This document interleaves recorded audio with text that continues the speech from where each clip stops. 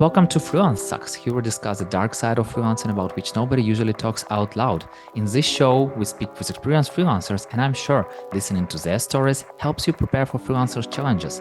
My name is Yuri. I'm a community builder at Code Control and 9am.works, and my guest is Judith Böhlert, a freelance full-stack fairy with 6+ years of experience who prefers progress over perfection and enjoy building prototypes, releasing MVPs, and shipping things fast. So, welcome, Judith. Hi, Yuri. Happy to be here. The easiest question for you as a freelancer: what is the most challenging part of being a freelancer? Ooh, where do I start?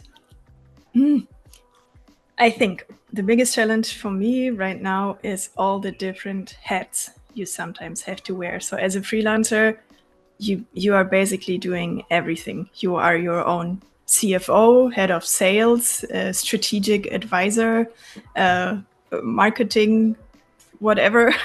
And of course, you also have to do like your actual job, which in my case is coding and software engineering. But yeah, I think that for me is the biggest challenge, to switch between those roles and kind of go from Judith the programmer to Judith the salesperson, which I'm not at all. Yeah, What is the hardest role for you? the salesperson, definitely. Yeah, because I like to kind of sell myself short, I think. So it's really challenging for me to convince people to somehow hire me. Negotiations are always tricky. I think we all feel that. So yeah, I think sales and client acquisition are definitely difficult. How do you learn how to make it better? Experiment, I would say. I only started freelancing last year, so I'm really just trying out different things and seeing what works for me. So at the beginning, because I kind of thought that was what everyone was doing, I registered for all these freelance platforms, and I thought that's how you get projects.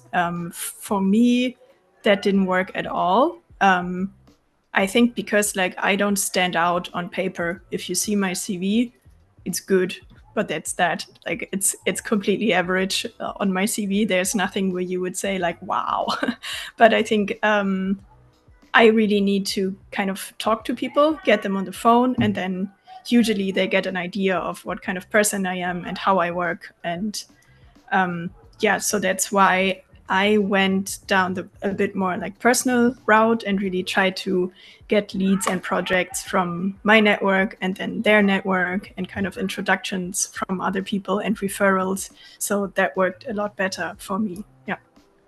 And I feel like it works so much better for many freelancers because this personal touch is always, because on the paper, like every freelancer are the same. Like they're doing the same stack usually. They have like Yeah. pretty much the same amount of experience, like the same keywords, etc. Like, and now with ChatGPT and other AI tools, like everyone can generate whatever Yeah. they want. So I feel like the personal touch, I feel like it's the best. And I'm curious, how do you get people on a call? Often through introductions. So what happened so far was really that I let my entire network know that I'm freelancing, and whenever I'm kind of looking for a new project, opening my books, I post about it, and then sometimes people reach out to me either because they have a project or because they know of someone who has a project. And these kind of warm introductions, I would say, are really super helpful. So basically, if you work with someone who you don't know, but you both know the same person, so that helps a lot. That's kind of like jumping that first hurdle, and I think that's invaluable. So if you can get like people in your network who you've worked with in the past, so people who can really vouch for you, if you can get them to refer you to someone else, that's solid gold, I would say. And when you are open for a new project, what is your process of letting people know that you are open for a project? I post on LinkedIn usually, and then I try to keep like some sort of a log of people who I've had conversations with in the past, because sometimes I get a message on LinkedIn or sometimes also an email with someone asking if I'm available for a project, but I'm fully booked at that time. And then, like 3 months later, you try to think like, oh, but this person reached out and they had a project, but what was their name? So to kind of try and avoid that, I just keep like a simple table where I save these sort of interactions. I just, quickly jot down like the person's name, what the project was about, or what kind of company they work for, and how they reached out to me.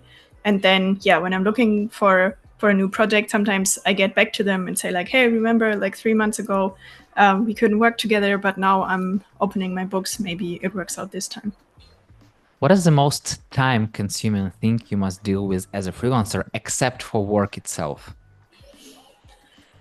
For me right now, it's definitely the content creation and social media, but that's, I would say, like very special to my situation because I put a lot of time into that because I think it helps me. It helps my freelancing career, but also I just enjoy it. It's really fun and I love building this community online, but it also requires a lot of time. Yes. On the Freelance Thrive conversation, we talked a lot about LinkedIn, but I'm curious, do you look on any other social media platforms? Yes, I created an Instagram account about a year ago. I'm neglecting it a little bit right now. For a while, I tried to be more active on Instagram, but right now it's more almost like a recycling bin for LinkedIn content. So when I post something on LinkedIn, I try to see if I can also somehow recycle it for Instagram with some sort of photo, or these videos I create right now. I also post them on Instagram, but I'm much less active there because I feel like I haven't understood the platform. Because as we mentioned earlier, like LinkedIn, I was a passive user and kind of watching from the sidelines for years before I started posting. And Instagram, I didn't have an account until a year ago. So I had no idea what was going on. Then I created an account for like my freelancing stuff, and I was just completely overwhelmed by the platform, with like the pictures and the reels and videos, and then their stories, and also the people on there are a little bit different. So I still haven't really found my community on Instagram, which is why I think I'm not as open on Instagram as I am on LinkedIn right now. It's interesting because I heard from some other freelancers that they are also having their professional accounts on Instagram, and it helps them to get clients and to get traction. But the same as you, I had some kind of experience, but I also didn't understand the platform. So I feel like I really need to find this Instagram freelancer who are working well with Instagram and ask them everything about it so they can open us a little. So if you are listening to this right now, if you're expert on Instagram, please reach out to me. Let's have this conversation. And what is the most nerve-wracking thing you must deal with as a freelancer? Nerve-wracking. It's a good question. So, I mean, I'm based in Germany, so there's like stupid bureaucracy stuff, which sometimes feels a little bit unnecessary, but it's all figure outable in the end, I think.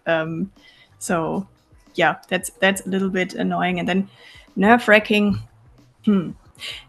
I think what sometimes makes me a little bit angry is when people try to take advantage of me. Because I think I'm like a very friendly person. I'm very like empathetic, and my default mode is trusting people. So I have no problem trusting people, but if they somehow take advantage of that trust, then it will be very difficult for them to gain that back.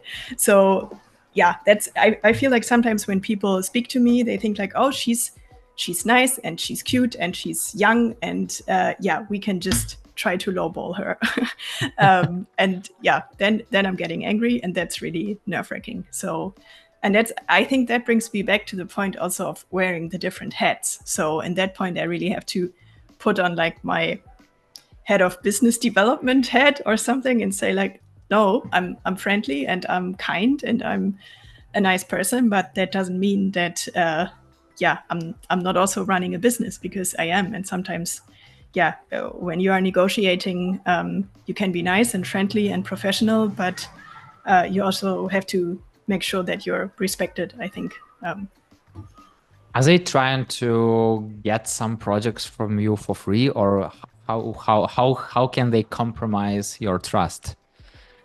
Yeah, for free, or you kind of loosely agree on something, kind of in verbal agreement, and then later on they try to kind of renegotiate, where I'm like, I kind of trusted you with that. And yeah, I think also because I really like to get projects through my network, which means that sometimes I know the people I work with from like past jobs, or sometimes we know the same people. And I think that really helps to kind of establish a little bit of trust, even if you don't know each other. But it also means that sometimes you are negotiating with people who you really like. And then sometimes people are like, but I thought we were friends.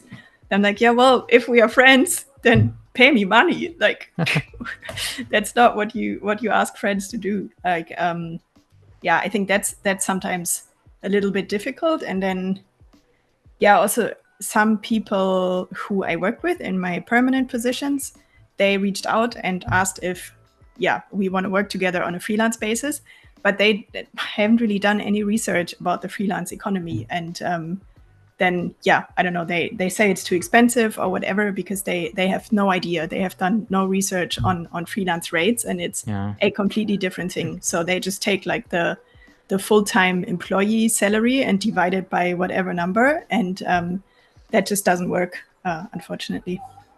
You know, I worked a lot with kind of friends, and I totally understand this. Like, oh yeah, can you please like fix this button, or can you please fix this text, or can you please do this small thing? And then like, you know, it's just a small thing. Why should I pay you? You know, it's like easy. Yeah. And I heard about this trick called €0 invoice. So basically, you prepare an invoice with this thing that you've done, and like, for example, it costs €100, but here is €100 discount, and for you it's like €0. And if like people ask you like 2-3 times the same way, and you're like, oh, by the way, take a look, like I sent you 3 invoices, so like a total amount of like €500, why shouldn't we start working, you know, for money? So because and it's like, usually people are either stop asking you, usually they stop asking you, or, you know, you can start working on like a real thing. So maybe it's something that I use it sometimes, but yeah, it's super helpful to, you know, build these boundaries in this nice way. So yeah, absolutely. And as a freelancer, do you ever feel professional loneliness? No, not that much actually, because I've really found like a super nice community of freelancers. So I have like my LinkedIn community, which is very international, I would say, and that's super fun to hear what other people from the States or from India are also telling me about their freelance experiences. And then I have like my local Berlin freelance community, and that's amazing. We meet in person for a beer or something, and that has been super helpful, really. Yeah, so at the beginning I was worried about that a little bit, because as I said, I didn't have many friends who were freelancing. I was like, who do I go to for help? But then I really found this very supportive community, and I can always ask them about boring tax things, or also just have like a chat about freelance life. If your friend wanted to become a freelancer, what are top 3 things you'd advise them to consider before doing it? I would say number 1, why they want to do it. I feel like, especially on LinkedIn or on social media in general, there's this trend that we all have to become solopreneurs and self-employed, but some people are just like perfectly happy in their corporate 9 to 5, and like, more power to you. That's all good. So I would say, really keep in mind that freelancing is a different way of working.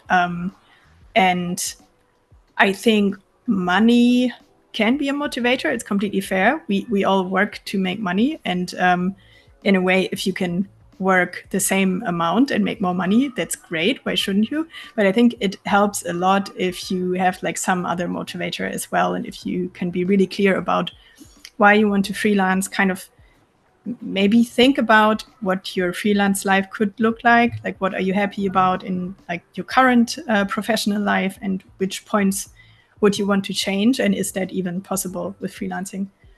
So that's number one, I would say.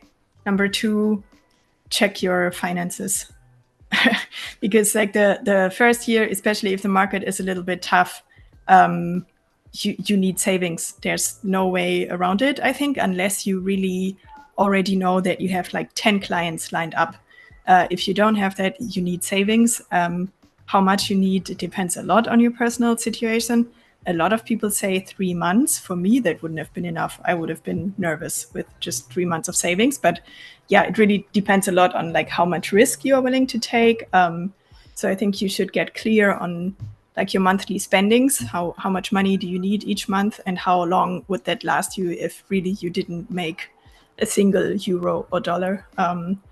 And then also, yeah, just do like some research. You don't have to write like a big business plan, but just do like the basic math, figuring out how much money you think you could make with the freelancing, and then check if it will cover your expenses. Yeah, that was just two, but I think these are the two most important for me. It was just two, but it feels like three. So I totally understand. Yeah, if you covered financially and you understand like what exactly to do and why do you do this, I feel like it's already enough. And I wish to have the sky is the limit, but time is the limit. So the final question: if you were starting freelancing today, what is one thing you would have done differently? Start right away. So last year I decided to go freelance. Then I took a bit of a summer break, which was awesome. I would always do it again. But then I tried to somehow have it all figured out before I start. So yeah, and that was maybe in retrospect, that is something I would have done a little bit differently. Maybe I could have just registered my business like 2 or 3 months earlier. It doesn't matter now. Like 5 years from now, I will not care about whether, I started in November or September or July. But I just try to, I made these like long lists of all the different taxes I have to pay and all the deadlines. And I don't know, it was too much. I should have just started a little bit sooner. Got it. Judith, thank you so much for sharing your experience and for having such an open conversation. Thank you, Yuri. And thank you so much for listening. If you like the show, hit the like button or 5 stars and share it with your friend. That's it. We're done. See you in the next episode.